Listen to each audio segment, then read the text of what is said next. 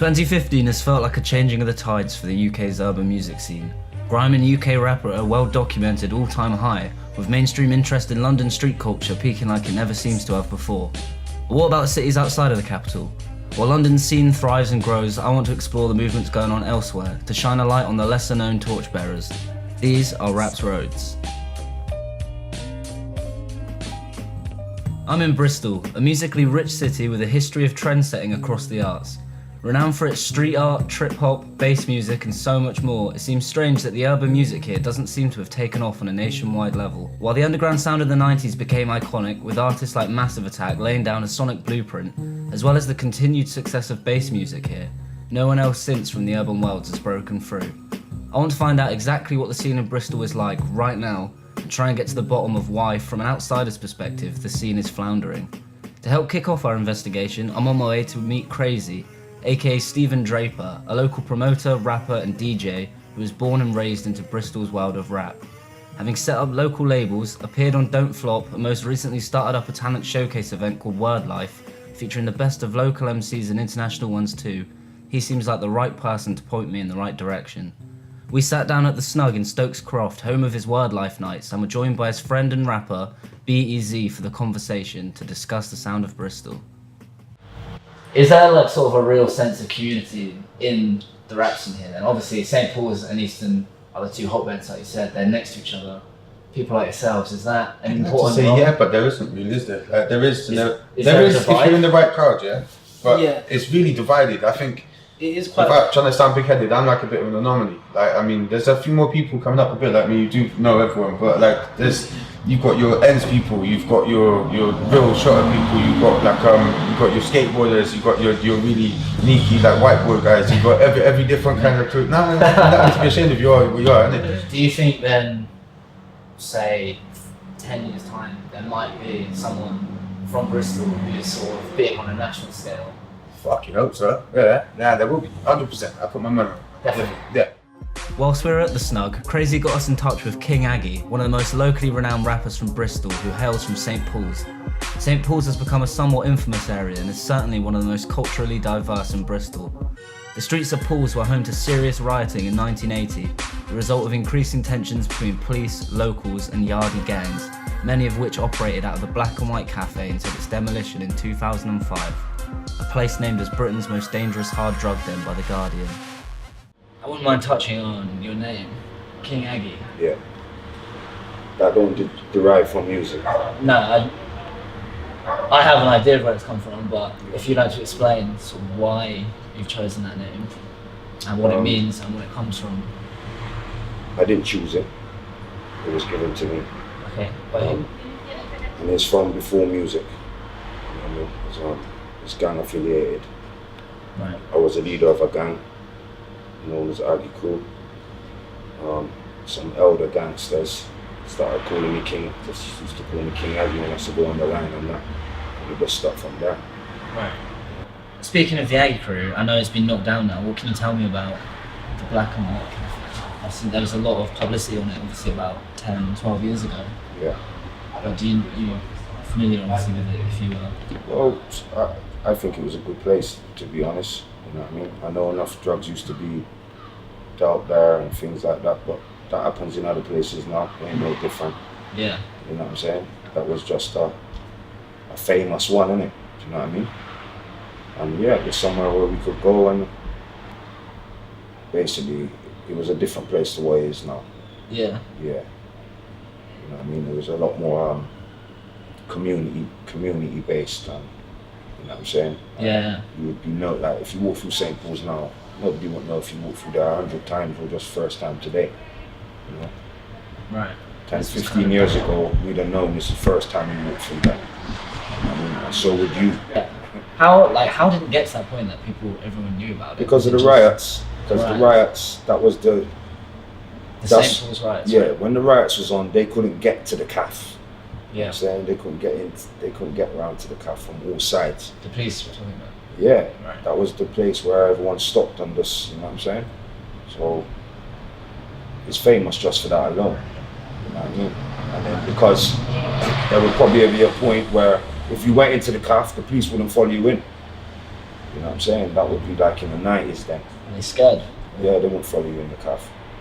You know what I'm saying? So it was like a getaway spot for people. People that don't even used to go to the calf would just run to the calf in it and use it. Right. Which they shouldn't have, but the police might stop and not chase them. You know what I mean? So when they got the power, so when the yardies came and they felt like they could just go in there, they go in there a lot and raid it, innit? Yeah. You know what I mean? But all of that's good for me because all of that is where where my thoughts come from, you know what I'm saying? I mean, Yeah. But I believe if the music's good enough, yeah, you can't stop it. Very pussy up people properly piss. Pop pistols to pow to pass through Briss. Cause we're permanently pushing pussy past our penises. Pesetas, papers, peace, kings and queenesses. Paid, passion is pricey, pain to push plans. Parole probably poses pain to push man's pass. Pop, pen and push pass. Pompey pairs, power pass on the ass. I'm pepper light, beat a crouch, pick your pouch. I'm the people's pick, pick me out. You're a pickpocket, pick paddy whack, padlock it. I'm a padlock picker. Picasso paints portraits, pussy not of your mates. Pose to put my peeps in props, pussy see you four mates. I'm probably protecting projects from post to east. Properly preaching peace, pose as a priest. Please, put the pics on the pokes and push it in the pie. Pose problematic, call static man. Push it in your eye, don't panic. It's probably pro-volcanic, let the king man it. From talking to Crazy, it seems that there is no defined sound in the urban scene in Bristol. He said there's street people, skater guys, grime kids and straight hip-hop MCs, a diverse range of people and sounds. One thing that is clear, however, is it all seems to come from the same place as grime and hip-hop does universally. Deprived areas, racial tensions, struggle. The artists in Bristol are trying to break free from gangs and the drugs and all that other stuff and tell their story too. Next up, I want to take advice from Crazy's words and speak to every kind of character the scene here has to offer. On that note, we're heading to Res One's house, a member of hip-hop collective Split Profits, who have their roots firmly in skate culture. So, first of all, I kind of want to run through the whole Split Profits thing, your collective. Mm-hmm. How long have you guys been running through that? How did you all meet, etc.? Most of us met through school, or like through. Actually, no. Most of us met through skating. Whereabouts was this? Dean Lane. We basically all grew up around Bedminster. Dean Lane's like the heart of the Bedminster, like skating, graffiti, culture, whatever. It's kind of like the place where everyone goes. How did you sort of transition into music? Was it just through like the graffiti and that? It's kind of the old school originated. Yeah, like, kind of. hip-hop. Yeah, it was kind of that. I mean, like I was doing graph and shit, and we were bombing a lot. And then I met two guys from Evermore Sound, which is like obviously they weren't in Evermore Sound at the time, but they're like a dub collective from Bristol now. And at the time they were rapping, and I didn't know they were rapping, but one of them's older brother was a guy called Soze, who's like one half of Sayfire, which at the time was like the illest crew in Bristol. I didn't know about them. I had a tune, and it's a joke story, right? Real story. I had a tune on my iPod. Yeah. And we'd broken into some building up in Clifton to make a skate park, and I was there spitting these bars like, yeah, and he's like, yo, that's my brother. I was like, fuck off, is that your brother? Like, I downloaded it off LimeWire, like, it's definitely not your brother, man, shut up. Yeah. LimeWire. And he's like, no, it is my brother. And then he told me that he spat, and I was like, fuck it, if you spit, I'm gonna write bars, you know what I mean? If you can do it, I can do it, kind of thing. Right. And then yeah, progressed from there, like. Yeah. Like growing up in Bedminster being a skater wasn't easy, like. Moving on slightly, why, other than like yourselves and kind of Bugsy as you mentioned, why do you think no one out of Bristol sort of grown out of the city? Like there's artists with a local fan base, but it hasn't really happened outside of that. We were speaking earlier about London kind of being neglectful of everything that isn't London, but just everywhere else that kind of hasn't really. Yeah. Since like the trip hop days, really, Portishead and Massive Attack, nothing's really popped off like that. Yeah, I think you're right, and I don't really know what it is. It might be to do with, I mean, if we're talking about hip hop in that sense, like nothing's really popped off for hip hop, then I don't know. Hip hop kind of died out. The UK shit kind of had a real low phase, didn't it? Do you know what I mean? It went like from, I don't know when it was, like 2004, 5, something like that, 6, and it just kind of petered out and. Started, grime was obviously really strong, and then dubstep came along, and all these rappers, in my opinion, who started trying to do that sound, because a lot of people from Bristol who were making like Central Spills, like they're making ill hip hop, man.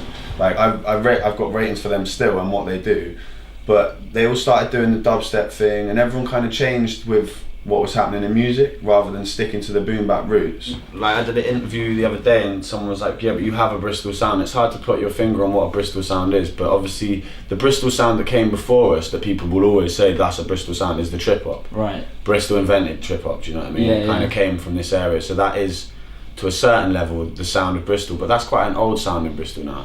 Do you know what I mean? It's not really current. Yeah, Bugsy in my opinion. And the dubby side of what we do when we do the dubby bouncy kind of shit, it's like I think the Bristol sound is quite reggae influenced and dub influenced. I think there's a massive like part of that influences our sound from our city, do you know what I mean? Especially with Bugsy. I think when I hear Bugsy, I think Bristol, do you know what I mean? It seems like people don't want to work with each other sometimes. You know what I mean? People don't want to give other people a chance This to is be like, exactly come through what with Crazy me. said. Yeah. There's not like a unity in Bristol necessarily. Everyone's trying to do their own thing. Yeah. And in fact, you guys were the exception. He mentioned that you guys came together and created this collective to move together. There definitely does need to be like unity and unison between the artists, because it's all good having a local following, but if you then combine everyone's local following, like, all right, cool, we're working together, so that's going to give my fans to you and your fans, you know what I mean? We'll swap fans or whatever. Right. That's the best way to do it. Shit. Yeah, look, yeah. International traveller, cross-country ambassador, popping up on your calendar, chatting caliber. Captain Scavenger, see Gully the weed chancellor, beat wrangler, dropping clangers like screen managers. I've been bad to the bone since Joe sees the handlebars. Panda cars, chases like rapists will chase the pants and bra. My plans are large like the payday hand Vandersar. Manda part, or crash the scene like a damaged car. You need a caliper to measure out the distance between the real and the figment in what you speak in your sentence. Rock a beat from the entrance to ending, there's no pretending or Pinocchio flows. Close shows when the team's sent in. We travel city to city in smoky convoys and direct Saturday nights live like Don Roy. On point, my battery life is strong, boy, and won't die till I'm off of the mic and gone, boy. We just left Rezwan's house. He was kind of chatting to us about just everything in the Bristol scene, Split Profits and his solo stuff. I think that the kind of main things that I've taken out of it are like the lack of unity in Bristol, which Crazy and King Aggie both mentioned the other day as well. Which I think is weird for a city that doesn't really have an urban scene to like kind of neglect each other like that. But I mean, it seems to be happening in some instances and it seems to be getting better. And I don't know, it's weird, like everyone we spoke to have kind of had their own different sound. There hasn't really been a defining Bristol sound, which I think is strange, especially with a city that's got such a like musical rich history. And no one really picks up on the bass music or anything like that. But I mean, yeah, it's been a good few chats with everyone. Yeah, King Aggie is a character. Turns out that we initially thought that he was just kind of adopted the name Aggie from the Aggie crew, the notorious drug cartel, the Yardie gang in St. Paul's.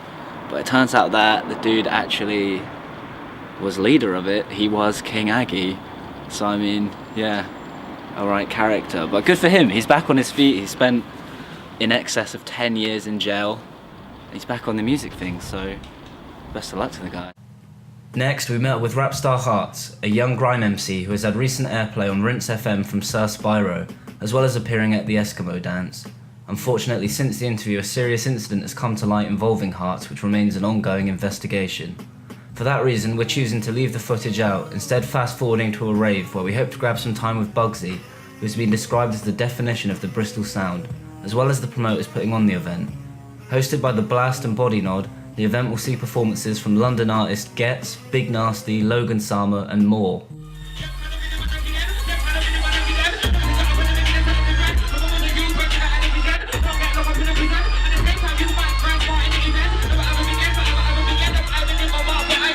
While the party was going on, I managed to grab Manga for a quick conversation, member of the legendary grime crew Roll Deep and a forerunner in the London grime scene.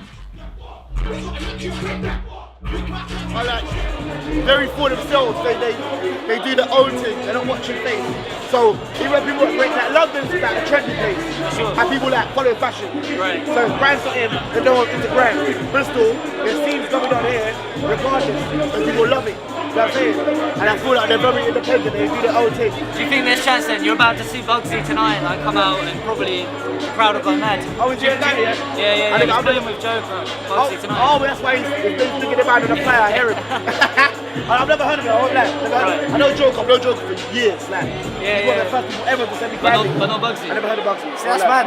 Do you think then, if the crowd are on it, and like you see a performance tonight from Bugsy and you think it's sick, do you think then Bristol has a chance to like grow as its own? Always has a chance, man. Right. Has like the same way Birmingham. You just need to produce more artists. Yeah. That same way Birmingham and Manchester and got big artists and they get behind them and they get big. Sure.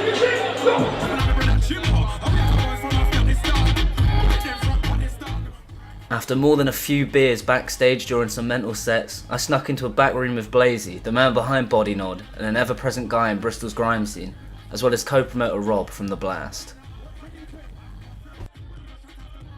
Bristol's a place where everyone can sit around a table and everyone can throw their ideas in and everything can happen, and it doesn't matter. Like we don't believe in genre. Like, I don't think anyone really nationally believes in genre anymore. It's just we'll mix it up, we'll keep it going, we'll keep everything going, and through like when it's hot, when it's not. But it's just good music, and good music will ultimately prevail. It's contained, and we kind of contain it. Like you've got lots of people backstage, or just having it's a social. So many people back there right now. Like, it's a social. It's crazy. So Bristol, social thing, community, bro. Bristol operates like a social. Yeah. Like, I mean, if we go back to the roots of Bristol, like the roots.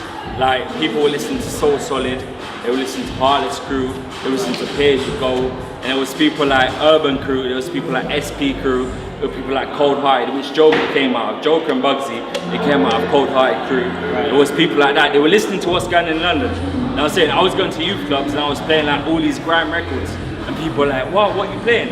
And they were spitting to these rhythms. And this was like 2002 times around then. So Solid. So around that era, that's when it kind of brought everything up.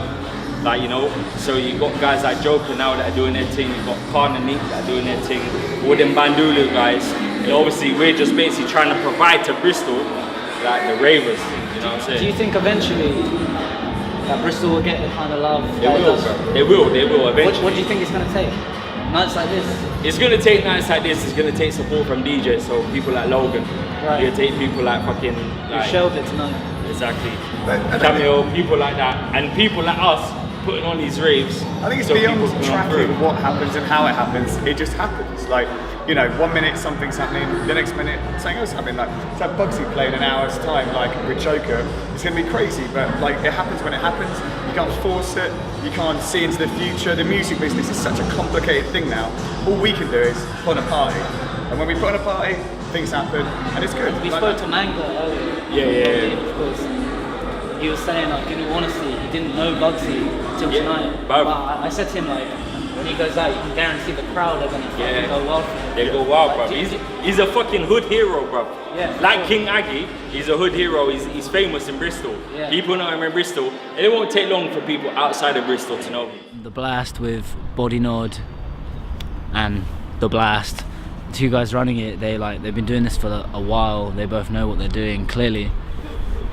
I mean, it showed the import. Like a lot of people in our previous interviews have said that the London scene isn't very accepting of Bristol MCs, and even the Bristolian people aren't that accepting of Bristol MCs. But today it fucking proved that. Getz was on stage with Bugsy during his set. That was absolutely crazy. Markston jumped on. All of these grime guys were just embracing the whole Bristol scene. It was really good to see. Like, you can see it going on from here. When the best grime MCs ever are embracing embracing Bristol MCs, it just shows that it can happen and it can grow. And yeah, it was fucking crazy. The crowd loved every minute of it. Bugsy as well, like he probably had the craziest set with everyone jumping on with him. I mean, there was hella unity. Everyone said there's no unity, but we could see it tonight. The crowd loved it. The other rappers there loved it. We loved it. It was sick, man, yeah. Unfortunately, we couldn't get Bugsy on his ones to speak to us. However, the following week we managed to get in contact with him. Bugsy told us he wanted to take us through St. Paul's, his birthplace, for the Hood Tour. So we headed off for the final stop on our exploration to talk to the man often described as the heart of the Bristol scene. It was clear from the get-go he was known in his ends. Did you manage to, on Saturday we were at the the barbecue at Motion, which Yeah. you obviously played at with Joker. Yeah. I mean, it felt like a bit of a moment for me, like Yeah. when you were doing your set and Gets just kind of joined you. Mhm. Everyone came out and joined you. Did you manage to speak to any of those guys after? Yeah. But it's like I know them, man. Not like I know them, innit? We don't know each other properly, innit? But Gets and like we crossed paths from years and years and years ago, Sidewinder days and stuff like that. It's just a normal vibe, really. But at the same time, I had to kick back and relax and say, wait, there, Ross Clark, Manga, Scratchy, all the man them from obviously when I was growing up. Roll deep. That's the vibes for me, innit? What was it like growing up here? You got into MCing early, as you told us. You've been here your whole life. What kind of experience was that growing up in St. Paul's and the surrounding areas? For me personally, it was a mad experience, innit? But like calm. Community experience, innit? For me, I grew up in the community, innit? I'm born in the community, so it's just normal. Right. To me, it's normal. To the viewing eye, it could be a load of different things. You know what I mean? Like what? From an outsider, what do you think people could maybe say about life here? They say, oh, it's rough. Fucking. There's been loads of different stigmas of the community over the years, innit? It's a broke down area. People that's poor. Flipping drugs, crime, guns, all of that stuff, all of just the negative shit, innit? Not saying it's not pretend, and not saying it's not like that, or wasn't like that at one stage or nothing, but you know what I mean. What would you say is the defining sound of Bristol, if there is one? What do people take influence from? It's the sounds of life, the sounds of the traffic, the sounds of these trees in the park, the sounds of the children playing, the sounds of everything. Right. You know what I mean? The sounds of a gunshot, the sounds of screams, the sounds of everything. It's just everyday life. You hear me spitting on some kind of weird some weird saxophone, or you know what I mean? Some mad drum loop. It sounds crazy, but the flow just goes with it. That's like a definition of Bristol music. It's this creative mashup of sounds. I think what I mean? one of obviously the authentic stuff, the straight roots. That's the grounds of everything, innit? Roots music. You know what I mean? That's the grounds of where all of these music stem from, whether people like it or not. Yeah. We was grime in the ends. We had Pirate Station. I was 15, 14. Them young ages were on Pirate Station. You wouldn't be in the radius to pick it up. That's how deep it is. Like people didn't used to listen to it, but all of a sudden everybody's a fan. It's cool. I'm with it, but it's like man is the originals, isn't it? Man's from the origin. You feel me? Right. Man's from the raw origin. You kind of get that respect though. I think from the people and from other artists. Yeah, man. Like people know that you've been here from like day. Yeah, man. For real. But it's like as you said, innit? Bristol artists getting out there, London being this centre of everybody thinking that's where everybody's from. I'm a part of the kicking off the door of that stuff, innit? Of changing those things, because there are artists everywhere. So man's gonna say, oh, man's not hood. That doesn't make sense. There's hoods everywhere. Like, everybody knows that, innit? There's 100%. People that know they grew up in these communities all over the place, innit? Sorry to call it a hood. You know what I mean? Yeah, Black community, fam. We're talking Windrush. We're talking, you know what I mean? Historic stuff. So is more than, oh yeah, man, I can rap. The roots of stuff go real deep. You know what I mean? And I represent them roots, man. St. Paul's, Brixton, Moss Side. You know what I mean? Right. Pocksteph. You know, the places that rioted. They didn't riot because of oh, let's just go mash the place. Nah, it's nothing to do with that. It's like serious stuff, innit? Serious issues, you know what I mean? So I'm talking about these communities. Right. You know, that's where lyrics come from, innit? That's where rappers, artists, that's where bars come from. That's where man's got something to talk about from. Joker, we done it from bedroom to radio to station, you know, so we want it. Buggy bug, know the flow, could have bun it down, wall it down, cause I'm gonna choke on the chronic. Riddins in the shop, go for your wallet, cop it. That's right, no water base, man, straight slaughter ways, make it wet all your face with some fuck spitting, let me vomit. I'm on it because you know the buggy is a rhythm holic. Wait there, chop it. You could even screw it, I said do it, chew it, acapella, then you can drop it. Not much money in the pocket, if you chat and tell it, blood and then we got it. Tell me who's gonna stop it? Niggas from the ends, the slums, the curbs, the road, now bridge, I'm from it. I'm real, recognize real. Everybody recognize Rastaman to show you some knowledge, to show me some homage. Horrid, acknowledge, bass and flow, leave you holding your forehead. Can't do it how we do it, did it how we do it, minute after minute. Sounds like when Joker was a novice, it's hopeless, so stop it. You can't gobble the wobble like Boggle, Scars and Double, and Shads has got the vocal to top it, drop it right in the middle of the flames. Rain on the rhythm, flows from the forest, from the gully, from the gut. Listen, yeah. It's like the line between Cause and Eastern, right? Nah. No. I've been told that's the front line now. Is it? There ain't no line. Apparently. There ain't no line. There ain't no line. Ain't no line. There's a bridge. The bridge is on the road, but there ain't no line. What did this used to be like then? Front line here. Crazy. That's what I'm saying. Crazy. There's a place, but even my dad used to want me to be there when I was younger. I get told off if you see me standing up by the front line. What the fuck you doing down there? What? Well, not swearing like that, but if you like, what you doing down there, you know? Yeah. Move from round here, sir. Move from round here. You're not in a business round here. Move from round here. Listen. Do you think, is it important to you personally then that you, like, your career goes outside of Bristol? Is that something you're not interested in at all really? I know obviously it's happening nationally and around the world as you said, but is that something that's personally important to you, or do you not really care if you're just repping Bristol and making another chapter of history for here? Well, when I started to get out there, people started to say, oh, you're putting Bristol on the map, these kind of things, and when I was performing out of town, and I didn't really understand it, you know what I mean? And obviously I've got a bit older and time's gone on, I've done more stuff, you know what I mean? I kind of understand where people's coming from and the love and the respect. I've done a lot of stuff just for doing it. I didn't even realise I was doing it. Like, you know what I mean? Obviously, I've always wanted to put Bristol on the map, innit, to make people know there's artists outside of London, so to say. You know what I mean? I remember in early times performing, I'm in London, going to certain places, I'm smashing it, innit? People's coming to me, oh, what part of London you from? I say, I'm not from London, I'm from Bristol, innit? But what do you think it's going to take for like Bristol as a city generally to be really recognised? I mean, like, other than London, I mean, Birmingham's kind of known now. Manchester have got their thing going, Bugsy Malone and those guys. Mm-hmm. What do you think it's going to take for here?